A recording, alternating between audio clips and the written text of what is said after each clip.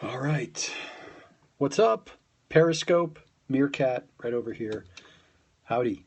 So I am about to record my podcast for this week for the Nuclear Chowder Marketing podcast. And I'm streaming it. I don't know what's going to happen. I don't know if anybody's going to watch, but I'm going to have some fun. So you are listening live as I am streaming my podcast, recording. This is the first time I've ever done anything like that. So I don't know what's going to happen. So thanks for tuning in. Let's see. Let's check it out. Nuclear Chowder Podcast, episode 86. All right. We're going to record that one more time. Nuclear Chowder Podcast, episode 86. So, what I do here, I'll just show you.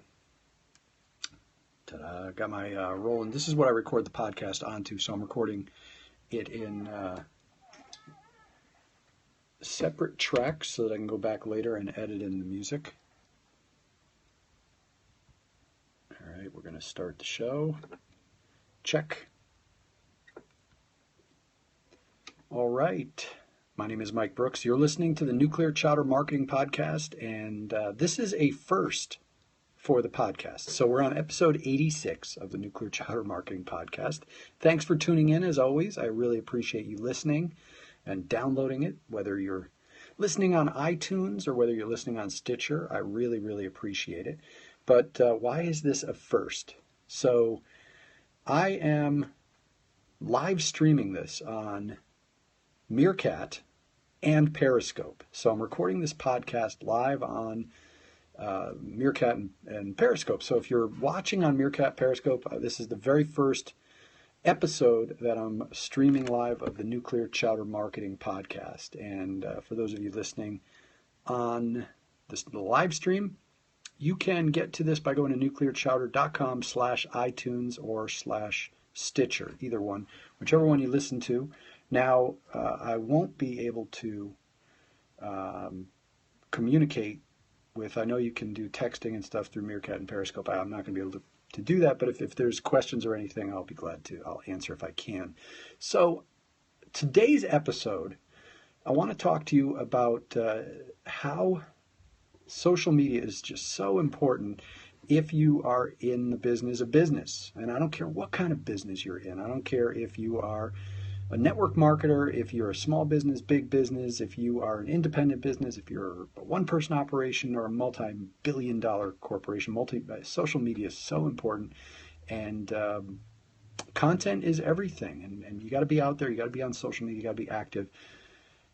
So I want to talk to you today about how, kind of tell you a little story about how a content marketer that I was going to hire lost a job, lost an opportunity because of social media. And that was actually because of what she wasn't doing on social media. So here's the deal. It's hard to get customers or clients, right? It takes time, it takes effort, and it takes money. Do you agree with me? You have to get people's attention. You have to cut through tons of clutter and competition to get them to even give you a shot. And then it still might be a very long road to the final sale. So if you're a business, you agree with me, here's what I want you to do. I want you to go to Twitter, Facebook, wherever, and say, I agree with you, Mike. Getting new customers isn't easy. And you can hashtag me on Twitter at Michael S. Brooks, Facebook on Mike S. Brooks. But let me know if you agree or not. If you are in the business of selling your service or your product, it's not easy. I think everybody who's ever sold anything will agree with me. Now, an old friend of mine used to love to say, he had a great saying, and it really has become part of my vernacular. So if you listen to the podcast, if you've been listening to this show, you've probably heard it, and that is, the fortune is in the follow-up. And really, that's as simple as it sounds. You have to follow up with people if you want to make money. The more money that you want to make in your business, the more you need to follow up. Now, in the words of my old friend, you follow up until they buy or die. Now, sounds a little morbid. For him, he was just an amazing salesperson, and for him, the only way someone wasn't going to buy from him is if they passed away. That was the only excuse that was acceptable to him. And I mean, even if somebody said no, the way he took that is, well, they're not saying no, they're just saying not yet. They don't have enough information to make a good decision. So he was very much into that. He believed that, and his success was reflective of that.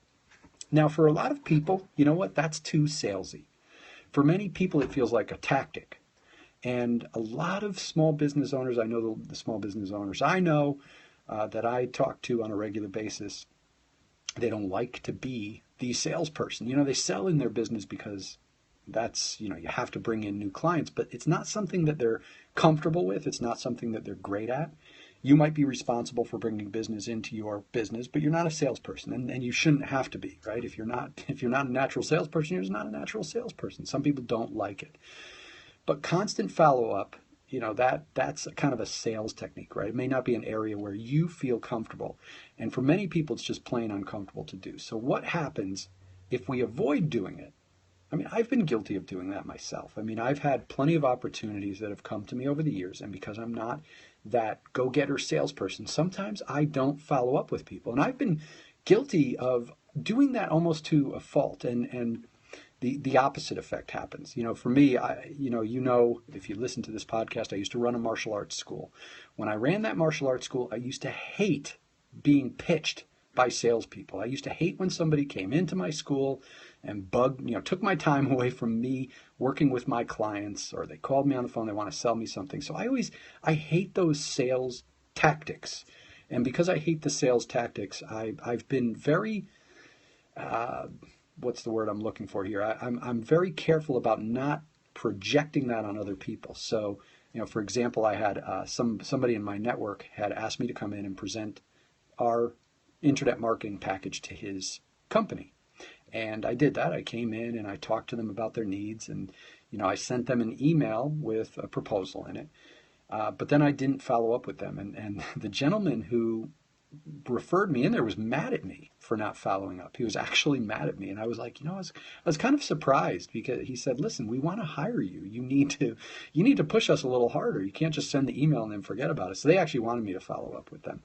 But I don't do it. You know, I kind of stay away from it because I'm so uncomfortable doing it to people, because I remember what it was like. So you may be the same way. You may be like, you know, some people don't follow up, quite frankly, because they don't want to hear the word no. They don't want to be rejected, so they avoid the follow-up. There's a lot of reasons why people do that. So what I want you to do is shift your mindset, and don't think about it as a follow-up where you are asking somebody if they're ready to buy from you. Think about it simply as keeping in touch with a friend. And in today's really noisy, connected online world where there's so much going on, it's imperative that you do it. And social media has just made it so easy to follow up with people. It's so simple that it really borders on ridiculous when you compare it to only a few years ago. It takes all the pain of feeling like a salesperson out of the equation if you do this right. There's really no excuse. Anyone should not be following up, keeping in touch, whatever you want to call it, but there's really no excuse not to do it with social media. And here's the thing, a lot of business owners think about social media as a prospecting tool. I spent years talking to people about, you know, they want to set up Facebook pages because they think that all of a sudden people are going to find them on Facebook and buy their stuff. And I'll tell you what, the people who use social media that way, they always end up disappointed. This stuff that I'm talking about here is what social media was really born to do. So there's many ways to use social media right. And a big one is to use it to keep in touch. So that's just one way to use it correctly as a business, to stay top of mind, to stay a part of your prospect's daily life, even as part of the process of selling, but without the friction of feeling like a sales guy. Then when they're ready to buy from you, they're going to think about you. And the more you keep in touch with them, the more that they're going to think about you. Social media is simply a mechanism that makes it thousands of times easier to keep in touch with people than really ever before in human history. So when it comes to keeping in touch, social media arguably is one of your most important sales tools. So let me tell you a story, and I kind of pre-framed this in the beginning of the podcast. As an internet marketing agency, one of the things we do is we employ writers. We create content for some of our clients, and I employ a lot of writers. Now, here's the thing. I need all sorts of different writers. I need writers who have maybe experience in the medical field. I need writers who are experienced in the relocation industry. I need writers who can write sales style and other styles. So I need all sorts of writers with all sorts of different skills. So kind of a team or a stable of go-to writers that I can count on. And this is not an easy task.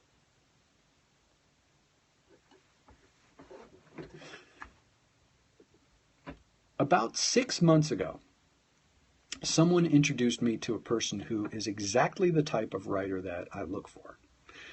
We had a meeting, me and this prospective writer. We sat at a coffee shop, I think. We got to know each other. She gave me some of her content, some sample content. I had a good feeling about her. I walked away with all of her information, which I have no idea what I did with. Here's the thing. She never kept in touch with me. She didn't follow up with me. She trusted that I was going to place her into a database where I could easily find her if I needed, right? Anyone who knows how disorganized I am is going to be laughing as they're listening to this. Ralph, I'm sure you're laughing. She assumed that we connected once, therefore I'd contact her when I was ready. Except for a couple of important details. Number one, I forgot her name. I forgot what she looked like. I forgot where we even met in the first place. And I forgot who introduced us, so I can't even go back to the person who introduced us. I vaguely remember that it was in a coffee shop in Brookfield that we met. I mean, I can't even remember what I had for breakfast. And listen, it's, right now it's about 3 in the afternoon. It's not that far away from breakfast. So here's what she should have done. All she needed to do was connect with me on social media. And I make it pretty easy for people to find me. I have a URL to all my social media right on my business card. It's very simple, right? NuclearChowder.com. If you go to nuclearchowder.com/social, you'll see all my social media. Feel free to keep in touch with me. I know a lot of people are going to tell me that, hey, I'm not an expert on social media. I don't know how to use social media. I'm not sure the right way. I don't know what platforms, blah, blah, blah. I hear that all the time. First of all, if you're a business owner, if you're in the marketing business, if you are running a marketing, if you're in charge of a marketing department, you better learn social media. Don't tell me you don't know it. Go learn it. You have to learn it. Here's a super simple method, and you will crush it with keeping in touch. So don't think about it as following up with people. Think about it as keeping in touch. Here's a super simple method. Ready? Number one, find out the social media channels that I or your prospect, whoever you met, are most active on. And this is really as simple as looking at the channels. So if you go over to my Twitter feed and you see that the last time that I posted something was like 2 months ago, well, you know that you can cross Twitter off the list because I'm not active there. You go to Facebook and you see that I post things like 3 times, 4 times a day. Now you know where you can follow me, okay? Now, friend me, follow me, do whatever you got to do and join the conversation. That's step 2, is join the conversation. How do you do that? Whenever you see me post something, think about some comments you can put on it, okay? So that's it. That's all there is to it. That's all she had to do to keep in touch with me. Now, every time, if she had commented on my Facebook posts, I would have seen it. I would have seen her face. I would have said, oh, yeah, that's the person I met that I potentially could hire as a copywriter. It's kind of like running into her somewhere. Oh, hey, we met the other day. Nice to see you again. It's another opportunity where I can remember her. What kind of comments should you write? Well, that's up to you. The simple rule of thumb is just be a person, be yourself. You don't want to treat it any way you would, any differently than if you ran into me in the grocery store. Okay? So, you run into me and you say, oh, Mike, hey, buy my stuff, hire me as a copywriter. You wouldn't do that there. You might say, hey, nice to see you again. So go to my Facebook profile or make a comment on something that says, hey, Mike, I love this video that you just posted. Nice to see you on Facebook, right? And then wait for another thing. Just post, make a comment that makes sense. Simply commenting on a random Facebook post that I do or whatever social channel I use, doesn't have to be Facebook. Again, it can be wherever I'm most active, wherever your prospect is most active. That would have kept her in the forefront of my mind. We would have been having many conversations over time that just would have really solidified who she was in my mind. Every time I see her, I'm going to get to know her better. I'm going to remember her better. Before you know it, I probably won't even, and here's the thing is some people who connect with me on Facebook, I have no idea how I met them. They find out about me online. They see a video or something. We become friends. And then they start commenting on my stuff. And before long, I just assume we've been friends. I don't even know that they found me, how they found me, or how we met. We're just friends. And the more active they are, the more we're going to have that conversation, that social media conversation, right? And then it starts becoming real, as long as you're a real person, as long as you're behaving in a real way. So all she had to do was comment on a couple of Facebook posts every now and then, right? Those mini conversations would have kept that relationship going. I likely would have learned more about her. I mean, if I see a comment from somebody, after a while, if I don't know them and I know they're commenting on my stuff, I'm going to go take a look at who they are. And I'm going to pay a little bit closer attention to them. But here it is months later, and I'm looking for a content writer, but I can't remember her name, right? So I'm looking for somebody who does what she does, and I could potentially hire her, and she missed out on that money. She left that money on the table because she didn't simply keep in touch with me. Now, this is just one example of a person not keeping in touch at the expense of them not getting business, right? If I knew who she was, I would have called her. I mean, it's that simple. So the moral of the story here is find ways to keep in touch. And here in the year 2015, we're halfway through the year 2015, there is just no excuse to not keep in touch. It's never been easier. So if you're not using social media this way, think about doing it. Think about doing this. This is a great way, a little under the radar way to stay in front of your prospects, stay top of mind, brand yourself, and you're going to get business from it. So thanks for listening again to the Nuclear Chowder Marketing Podcast. Make sure to do me a favor, a couple things before we go. Go over to nuclearchowder.com/iTunes and leave me a rating and review on that podcast. I would greatly appreciate it. Also go over to nuclearchowder.com/Stitcher if you're a Stitcher listener, and do the same. And make sure, I'm going to plug my other podcast, which is Road to TED. If you are a public speaker, you have you do any kind of speaking, or you want to learn how to do some speaking, make sure to go listen to Road to TED. And you can find it on iTunes. Just do search for Road to TED, Stitcher, same thing, or you can go to roadtoted.com. Me and my good friend Dino Dogan interview TEDx speakers in preparation for their talk. And if you follow TED Talks, you know that it's a pretty intense thing. I mean, you don't become a TED speaker or TEDx speaker without really going through a process to get your talk to the highest level. And we interview these folks, and it's great. If you want to learn more about public speaking, I mean, you got to go check that out. I'm a fan of the show myself. I mean, I'm the host of it, but I'm a fan because I just get to listen to these great innovative people, these really great minds talk about how they prepared for the most important talk of their life. So, again, thanks for tuning in to Nuclear Chowder, and this is the first episode of the Nuclear Chowder podcast that has been live streamed over on Periscope, which is right over there, right there, and Meerkat, which is right over here. What's up, What's up, everybody? Thanks for tuning in and watching this. And you've been listening to episode 86 of the Nuclear Chowder Marketing Podcast. I'll see you on the next one.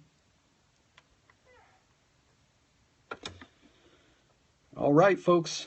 If you've been listening on Meerkat and Periscope here, thanks for listening. Thanks for tuning in. And I'm going to stop the broadcasts now.